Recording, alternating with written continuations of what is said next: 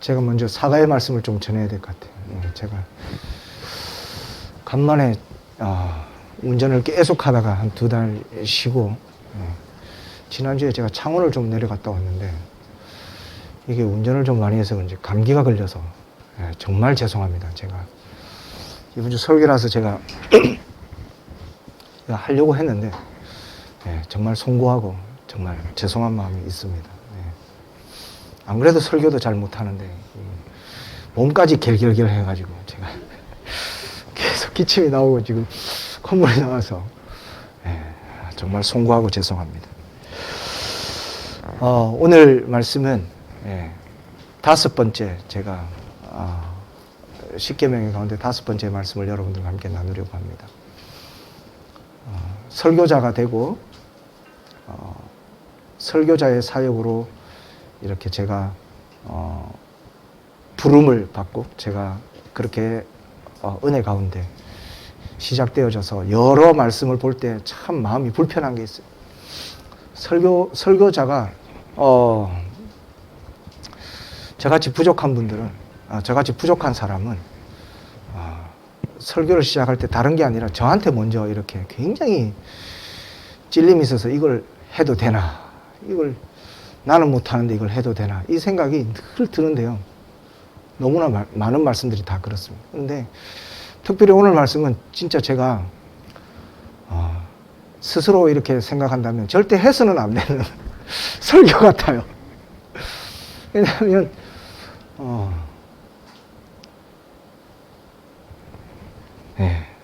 제가 부모님을 공경하는 마음이 참 부끄럽기 짝이 없습니다.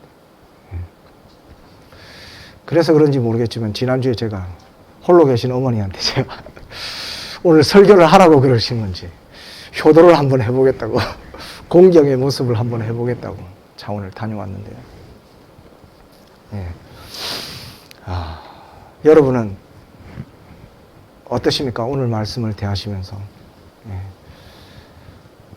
부모님들 공경하고 싶어도 부모님이 지금 앞에 계시지 않는 분들이 우리 또 많으실 줄 압니다.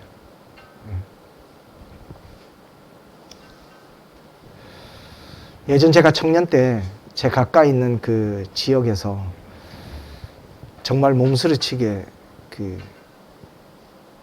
저희를 충격에 빠뜨렸던 사건 중에 하나가 부모님을 죽였던 하나의 사건에 대한 이야기를 들었을 때 저는 굉장히 충격을 받았던 기억이 있습니다. 사람이 사람을 죽이는 그 살인의 그것 또한 너무나 끔찍하고 정말 우리 가운데는 있어서는 안 되는 일이지만 자녀가 부모님을, 이건 정말 상상도 할 수 없었고 정말 생각도 해보지 못했던 일입니다.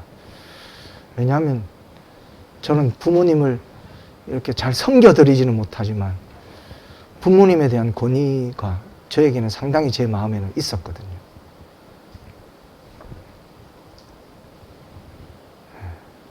그런데 더 어려운 마음은 또 부모가 자녀를 죽이는 일이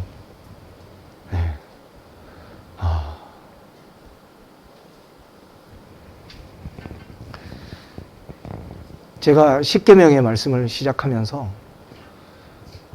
제 마음에 있었던 어떻게 하면 우리 공동체가 이 땅을, 이 마곡나루를 변화시킬까? 교회로서의 임무를 다할까?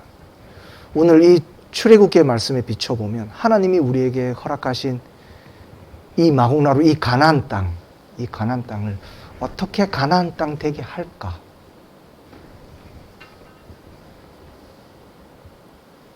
하나님이 이스라엘 백성들을 가나안 땅에 보내기 전에 이미 가나안 땅에는 많은 우상을 섬기는 가나안 백성들이 그 가운데 있었음에도 불구하고 하나님은 그 땅을 젖과 꿀이 흐르는 땅, 축복의 땅으로 명하시고 하나님의 백성들을 그곳에 보내신 거예요. 너무나 우리의 상황과 동일하게 저는 받아들여졌어요. 그러면 이스라엘 백성들이 어떻게 하면 그 땅에 가서 그 땅이 하나님이 축복하시는 가나안 땅이 되게 할 것인가? 우리 마곡나루를 어떻게 적과 꿀이 흐르는 하나님의 축복이 흐르는 땅으로 우리 공동체를 그렇게 빚어가실까?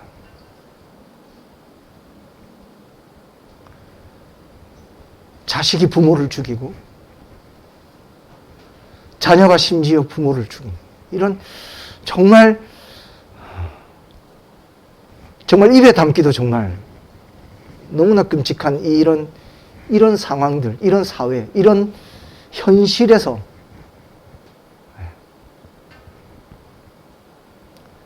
하나님은 우리에게 무엇을 말씀하시는가? 여러분, 우리 부모님들을 공경할 수 있기를 축복합니다. 한 가지 더 나아가면 여러분, 이것이 우리에게 허락하신 이 가나안 땅을 가나안 땅 되게 하는 기본 중의 기본이에요. 초석입니다. 이게 시작이 되어야 그 다음이 되는 거예요. 십계명은 그래서 주신 거예요.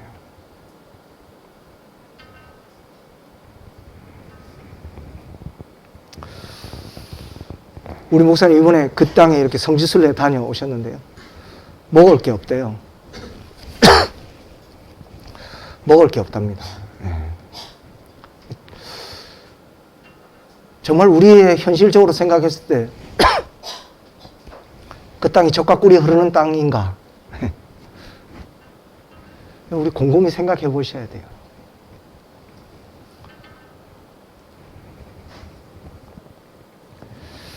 여러분, 우리의 삶이 하나님, 여호와 하나님, 그 하나님을 섬길 때에 여러분 우리의 삶에 젖과 꿀이 흐르게 된다는 사실을 기억하셔야 돼요.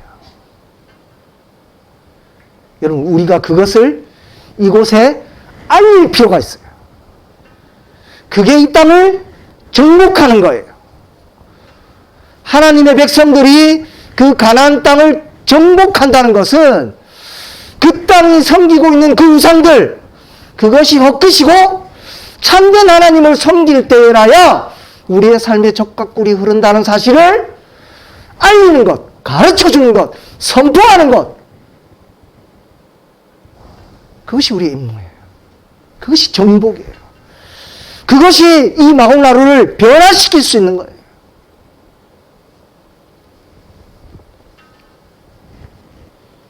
십계명의 첫 부분은 나는 여호와 너희 하나님이다 라는 선포로부터 시작되어집니다. 하나님 한 분 외에는 다른 하나님이 없다. 분명한 선포로 하나님이 십계명이 시작합니다. 그리고 1계명부터 4계명까지는 우리가 앞서 제가 말씀드렸던 것 같이 하나님과의 관계가 어떠한가, 우리와 하나님은 어떤 관계인가, 이것을 수직적인 모습으로 하나님이 설명하셨어요. 그리고 많은 주석가들은 이 5계명부터 10계명은 수평적, 그러니까 하나님을 여호와 하나님으로 섬겨가는 공동체가 우리 서로에 대한 관계를 어떻게 할 것인가에 대해서 말씀하고 있다. 뭐 이걸 유식하면 수평적이다. 뭐 이렇게. 어떻게 우리가 수평적인 관계를 할 것인가. 저는 여기에 하나 더 붙여서 여러분 이렇게 말씀드리겠습니다. 여호와 하나님을 하나님으로 섬기는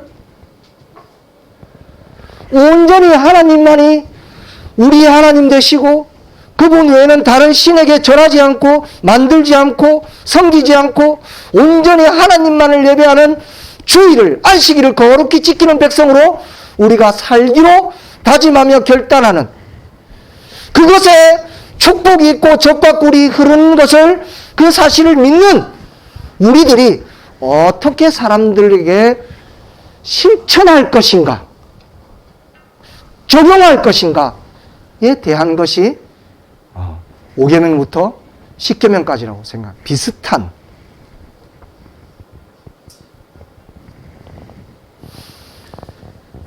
(1계명은) 2계명과 3계명, 4계명을 수반하고 있습니다. 포함하고 있어요. 다시 말씀드리면 1계명이 기본적으로 하나님 그분이 나의 온전한 한 분 여호와 하나님이시라는 믿음이 없으면 그 2계명, 3계명, 4계명은 있을 수 없는 일입니다. 동일해요. 많은 주석가들은 이렇게 말합니다. 이 5계명이 기초가 되어지지 않으면, 기본으로 반석되어지지 않으면, 기본이 되어지지 않으면 그 다음 것은 무의미하다는 거예요.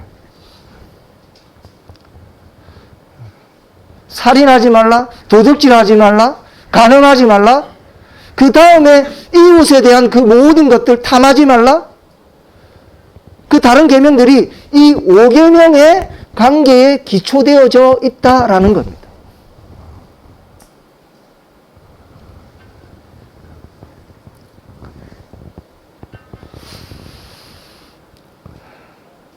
이제 말씀에 들어가 보면 아주 너무 쉬운 말씀이고 또 단조로운 말씀이고 모르는 사람이 없습니다. 그리고 또 우리 하나님을, 예수님을 믿지 않는, 하나님을 모르는 우리의 조상들, 복음이 있기 전에 이 땅에도 이미 부모님을 공경하는 그런 효라는 모습이 있었어요.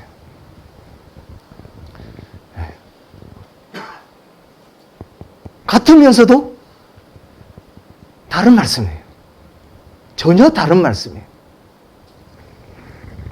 칼빈의 주석가는 이 5계명, 부모를 공경하라 라는 이 말씀을 가장 잘 주석한 사람을 누구로 꽂냐면 사도 바울로 꽂아요. 에베소서 6장 1절로 4절의 말씀에 여러분 우리 함께 한번 찾아볼까요? 에베소서, 오늘 이 한 절 말씀을 하니까 한번 좀 찾아보기도 했으면 좋겠어요. 에베소서 6장의 말씀을 우리 한번 갑니다.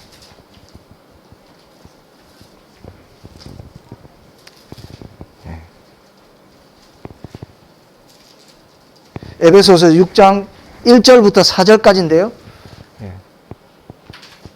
우리 함께 합독하겠습니다.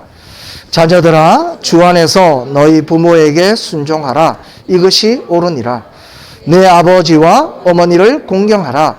이것은 약속 있는 첫 계명이니 이로써 내가 잘되고 땅에서 장수하리라. 또 아비들아, 너희 자녀를 노엽게 하지 말고 오직 주의 교훈과 훈계로 양육하라. 이 에베소서의 말씀이 이 오늘 등장하는 이 10계명의 5계명의 말씀을 잘 해석한 거래요. 칼빈은 그렇게 말했습니다. 거기에 저는 전적으로 동의합니다. 왜냐하면 오늘 말씀을 원어적으로 살펴보면 이 말씀들이 얼마나 사도 바울이 정확하게 이 말씀을 우리에게 전하고 있는지, 특별히 에베소 교회든 우리들에게 전하고 있는지 모릅니다. 공경하라 라는 이 단어 원어적인 살편을 살펴보면 이 단어가 다른 곳에서 아바드라는 단어인데요. 이게 영광으로 표현되어 있어요. 하나님께 영광을 돌린다라고 하는 그 영광에 대한 단어와 동일한 어원을 갖고 있어요. 이 순종하라, 공경하라는 단어 안에는 하나님께 영광을 돌린다라고 할 때 이 영광이라는 단어와 동일하게 쓰여지고 있어요. 그러면 부모님을 공경한다는 것은 무엇입니까? 부모님을 어떻게 대하라는 거예요? 하나님처럼이에요. 그것을 어떻게 에베소서 사도 바울은 표현했어요? 주 안에서. 여러분, 우리의 교회는 부모님을 공경하는 거예요. 그렇죠? 근데 오늘 말씀에 뭐가 틀리냐면 너희가 하나님을 대하듯이 부모님을 대하라는 거예요. 이건요, 하나님을 알지 못하는 백성에게는 결코 이 오늘 말씀에 의하는 공경이 있을 수가 없는 거예요.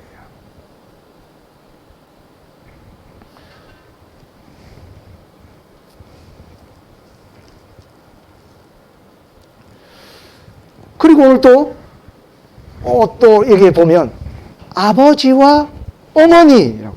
이게 우리가 지금 살아가는 시대에는 충격적이지 않을 수 있지만 이 당시의 사회로 비춰보면 굉장히 충격적이라는 거예요. 왜냐하면 어머니라는 존재는 쓰여진 게 너무 특별하다는 거예요. 왜냐하면 가부장적인, 지금도 아직도 여전히 그죠? 저희 사회도 그렇지만 이 가부장적인 아버지, 남성 중심.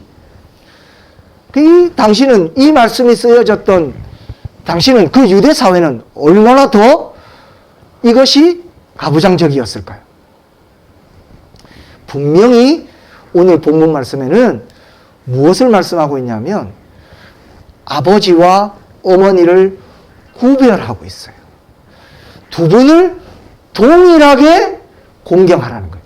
두 분을 동일하게 하나님처럼 공경하라는 거예요. 하나님께 영광을 돌리듯이 돌려라 라는 것이 구별되어서 분명히 표현되어지고 있어요. 우리가 내 부모를 공경하라 읽었지만 이 부모라는 이 단어 안에는 아버지와 어머니가 구별해서 딱 쓰여져 있다는 거예요. 그래서 사도 바울은 여기서 뭐라고 표현합니까? 에베소 6장 2절에 보면 내 아버지와 어머니를 이라고 번역했다, 해설했다는 거예요. 그러니까 너무 정확하다는 거예요, 사도 바울이.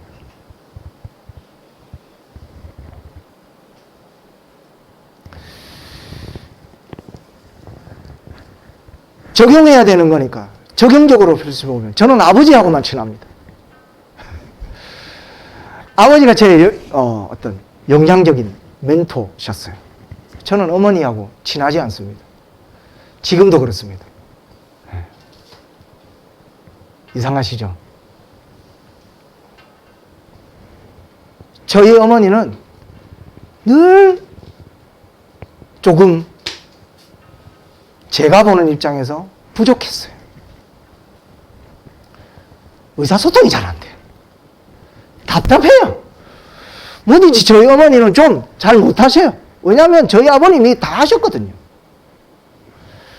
저희 어머니는 그저 제가 보기에도 그냥 그저 앉아만 계시는 것 같아요. 아무것도 안 하시고 모르시는 것 같아요. 이번에 제가 왜 창원에 내려간 줄 아십니까? 갑자기 뭘 고쳐야 되는데 내려오라는 거예요. 그래, 저는, 이제 좀 생각을 한 게 집이 어디 이렇게 좀 진짜 보수할 수 없는 그런, 진짜 긴급하거나 위급한 건 줄 알았는데, 지난번에는 제가 시계 약 넣어주러 갔었어요. 잠깐까지. 저희 어머님 아시겠죠? 저희 아버님 모든 걸 다 하셨어요. 그러니까 이해하고 들으셔야 돼요. 이번에는 왜 갔느냐? 장롱의 그 후크 아세요? 이게 이렇게 탁 치면 이게 탁 내려오고 탁 끼우면 이게 한쪽 문이 안 열릴 수 있도록 그게 3개가 고장 난 거예요.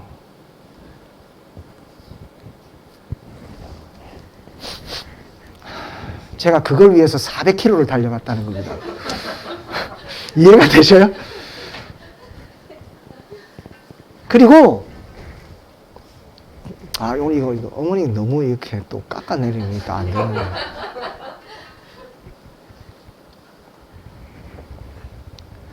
심지어 아들이 고난주간이니까 그 일 때문에 내려오라 그랬어요. 일찌감치. 고난주간이니까 제가 목사니까 고난주간이니까 못 내려가고 다음 주에 내려갈게요. 이렇게 말씀을 드렸어요. 그래 약속을 했는데 그걸 새까맣게 잊어버리신 거예요, 어머니는. 그리고 어머니는 친구들하고 경주에 지난주에 놀러 가셨어요.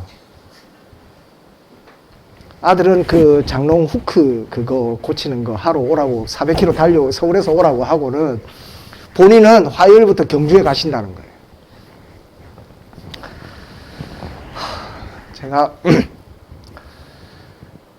제가 이 말씀 아니었으면 참 제가 어머니한테 또 한마디 했을 것 같아요. 또 화를 냈을 것 같아요. 정말 이런 것 때문에 그랬을 것 같아요. 제가 저희 아내는 저기 있지만 너무너무 저를 잘 알기 때문에 어떤 사달이 났을 거라는 걸 또 저희 아내는 참 잘 알겠지만, 제가 그 전에 이 말씀을 준비하고 있었으니까 제가 얼마나 마음으로, 제가 그래서 심지어 여러분들한테 자랑합니다. 제가 이 말씀에 순종해서 저희 어머님이 놀러 가신다는데 제가 그 권사님들하고 제가 다 태우고 경주까지 또 제가 모셔다 드리고 왔다는 거 아닙니까? 제가 잘했죠?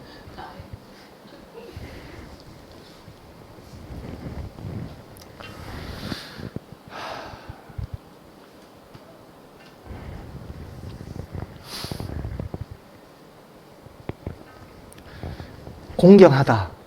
하나님처럼 부모님을 바라보고 마음을 품어라. 이게 첫 번째 말씀이었어요. 두 번째는 뭐냐면요. 부모님은 아버지나 어머니나 그분의 내가 존경할, 공경할 어떤 모습이 있어서 그분을 공경한다는 의미가 아니에요. 그분은 나의 아버지로서 이미 존경의 대상인 거예요. 이해가 되세요?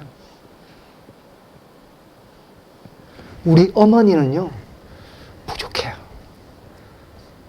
어떤 공경하고 어떤 존경하고 섬겨야 할 어떠한 모습이 없어도 그분은 나의 어머니로서 이미 공경의 대상인 거예요. 저는 정말 뼈저리게 말씀을 묵상하면서 그렇게 올라갔어요. 너무 감사했어요. 그렇게 시작되어지니까 뭐가 시작되어지는지 아세요? 제가 보지 못했던 어머니의 위대함들이 보이기 시작하는 거예요. 이게 하나님이 우리에게 주신 이 말씀을 왜 주시는지에 대한 것이 깨달아졌어요. 여러분, 부모님을 공경하기 시작하면 그분의 권위를, 그분의 부족함들, 그것을 다 차처하고 그분이 나의 부모님이니까, 나의 어머니니까 공경을 하기 시작하면 우리 눈에 뭐가 보인다고요? 그분의 공경함들이 보이기 시작해요. 그 은혜가 있더라니까요. 그 위대함이 보이기 시작하는 거예요.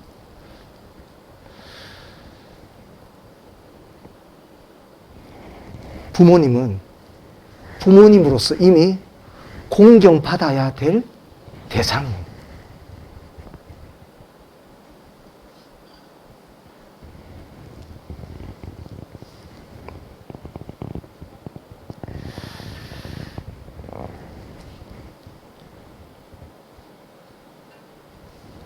사도 바울은 이 말씀을, 부모님을 공경하는 말씀을 풀이하는 말씀으로 쓰여졌다고. 제가 거기에 동의한다고. 이 말씀에 보면 부모님을 공경하는 것뿐만 아니라 자녀에 대한 말씀으로 등장해요. 부모가 자녀로부터 받는 것, 그것만이 공경 아닌 거예요. 여러분 오해하지 마십시오. 그것만이 이 말씀, 내 부모를 공경하라는 것에 포함되어 있지 않아요. 뭐가 있죠? 부모로서 공경받을, 그들이 나를 존경할 수 있도록 부모의 처신을 에베소서에 포함하고 있어요.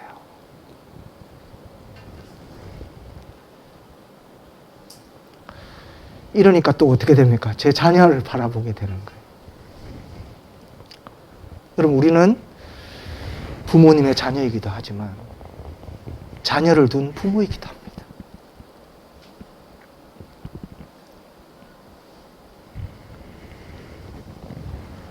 사랑하는 다빈 성도 여러분, 우리의 자녀들에게 하나님을 공경할 수 있도록, 하나님을 공경함으로 하나님께 영광 돌리는 삶을 살아드림으로 부모된 우리를 잘 존경할 수 있도록, 공경할 수 있도록 그들을 섬겨갈 수 있는 우리 부모가 되기를 소망합니다. 이것도 우리 의무예요. 우리가 해야 하는 일이라니까요.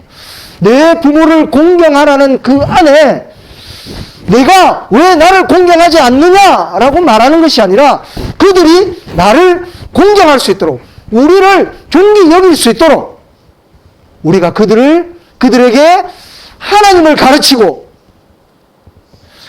하나님의 말씀을 그들에게 먹이고 그들이 하나님을 바라볼 수 있도록 하는 부모의 의무가 있다는 것, 포함되어 있다는 것.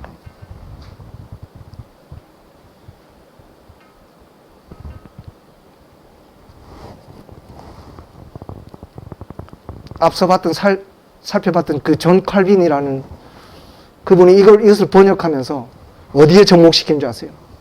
여러분 쉐마 아세요? 신명기 6장. 우리 신명기 6장도 한번 찾아볼까요? 신명기 6장 한번 찾아봅시다.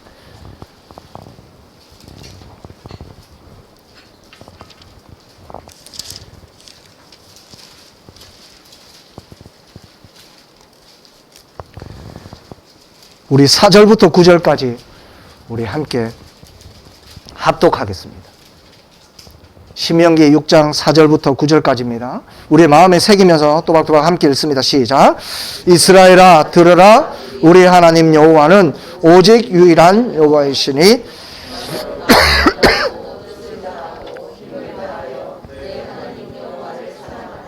오늘 내가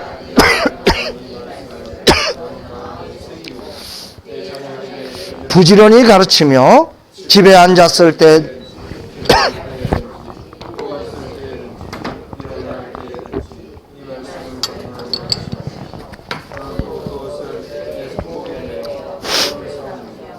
내 미간에 붙여 표로 삼고 또 내 집 문설주와 바깥문에 기록할지니라. 아멘. 7절 말씀에 뭐라고 말씀하십니까? 내 자녀에게 부지런히 가르치며 집에 있을 때든지 앉아 있을 때든지 길을 갈 때든지 누워 있을 때든지 일어날 때든지 이 말씀을 어떻게 해요? 강론하라는 것이에요.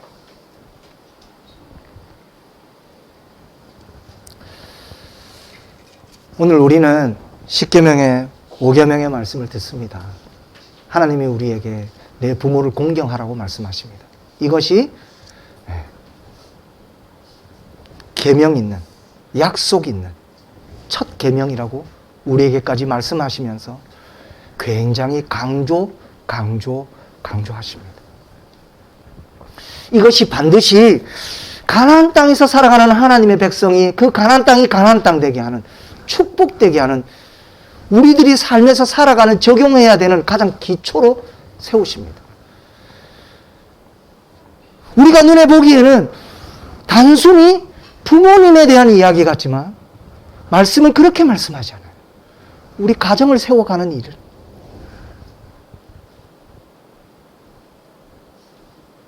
여러분, 이것이 되지 않으면요, 다른 것이 출발하지 않아요. 시작되어지지 않는 거예요.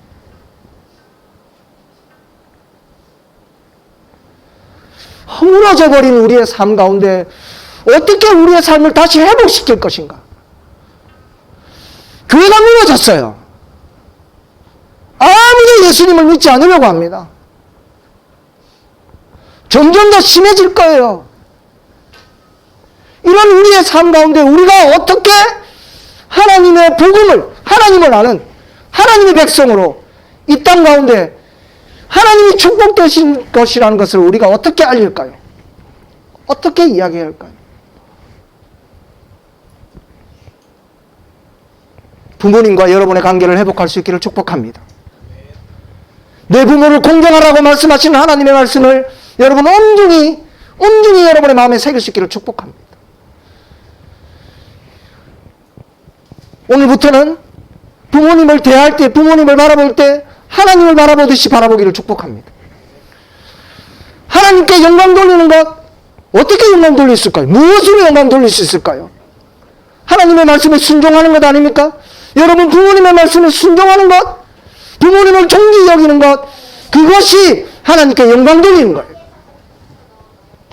얼마나 큰 일입니까? 내가 보기에 너무나 부족해 보이세요? 낮아 보이세요? 너무 어리석어 보이세요? 존경할 것이 조금도 없습니까? 그분은 우리의 부모님이시므로 우리가 대상이, 존경해야 될 대상임을 여러분 잊지 마십시오.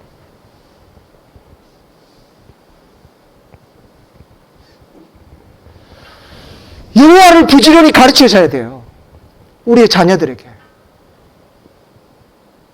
그래야 그들이 오늘 하나님이 말씀하시는 이 말씀을 그들이 지켜낼 수 있는 거예요.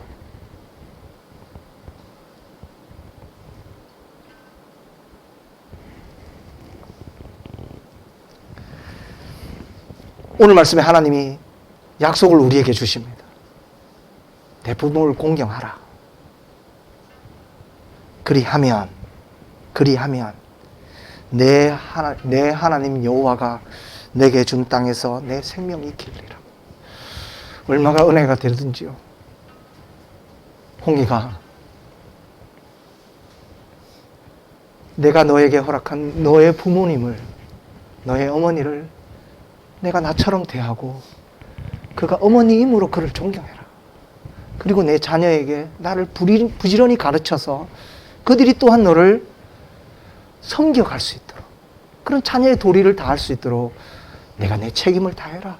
그리하면 내가 너의 하나님 된 내 여호와 나가 내게 준 땅, 이 마곡나루에서 이 다빈의 공동체의 삶, 이 대한민국의 땅, 예수 이름이 허물어진 이 땅 가운데서 내가 그 복음을 들고 여전히 복음을 전할 수 있는 그 일을, 그 시간들을 내가 더 많이 풍성하게 허락하기를. 얼마나 은혜가 되든지요.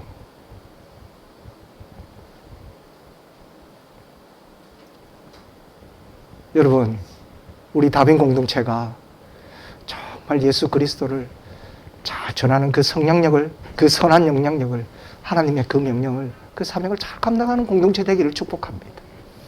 그걸 위해서 하나님이 저에게 이 십계명을 여러분들과 나누게 하신 거라는 믿음이 생깁니다. 여러분, 우리 부모님을 공경할 수 있게 되기를 축복합니다. 그래서 하나님이 약속하신 이 축복의 언약, 이 약속의 말씀이 우리의 삶 가운데 풍성히 일어나는 그런 축복이 우리의 삶 가운데 있게 되기를 주님의 이름으로 축원합니다. 축원합니다.